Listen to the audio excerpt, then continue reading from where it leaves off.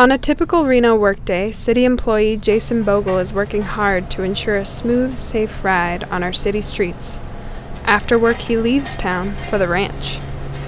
In certain streets where we get a lot of requests for ride quality, we'll have these guys come out. And, these are areas where you don't actually need to remove all the asphalt underneath. This is just kind of laying a thin surface of asphalt over the top just to kind of improve the ride quality.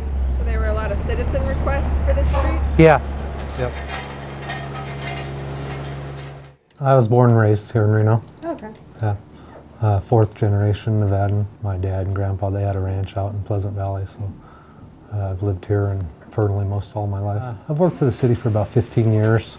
As soon as I just got out of college, I got hired on. I was looking for something stable, something with some great benefits. I heard the city was a great place for that. I figured it was kind of one way to help out the community. In the winter months, we do mostly snow and ice control, a lot of sweeping up the sand that we put out.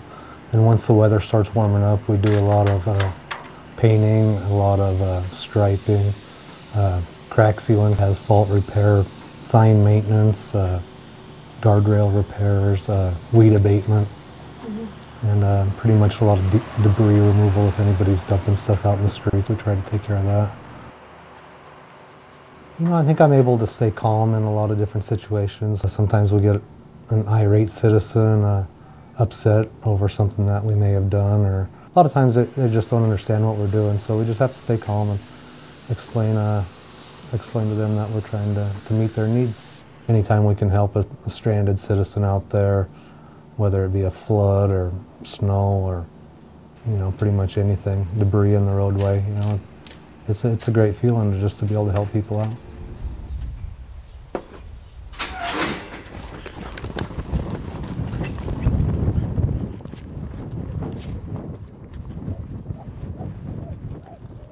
Well, in team roping, there's two people.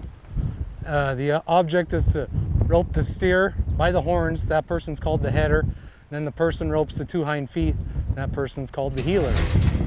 If you rope one leg, it's a 5-second penalty.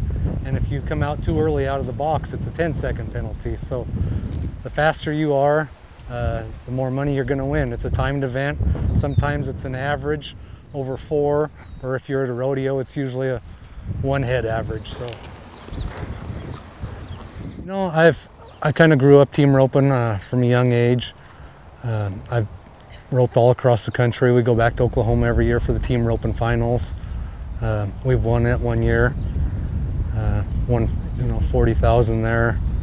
We won 50,000 one year at the Reno Rodeo Invitational. So, you know, there's a lot of money to be won, and the more teams you have entered, the higher the roping's going to pay.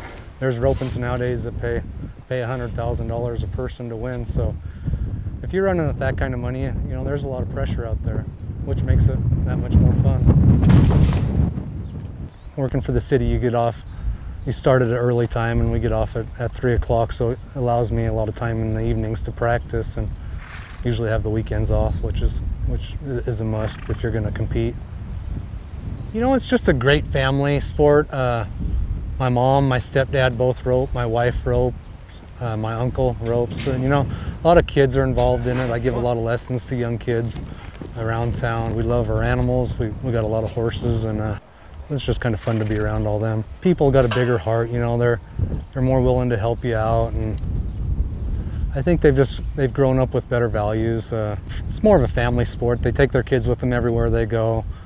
The people just, you know, really appreciate life and just seem to be a little more easygoing and happier person. I think it's kind of the way you're brought up, and you're always meeting new people on the weekends, traveling, and people are always willing to help you out if you break down or if you need to borrow somebody's horse. There's just a lot of good people out there.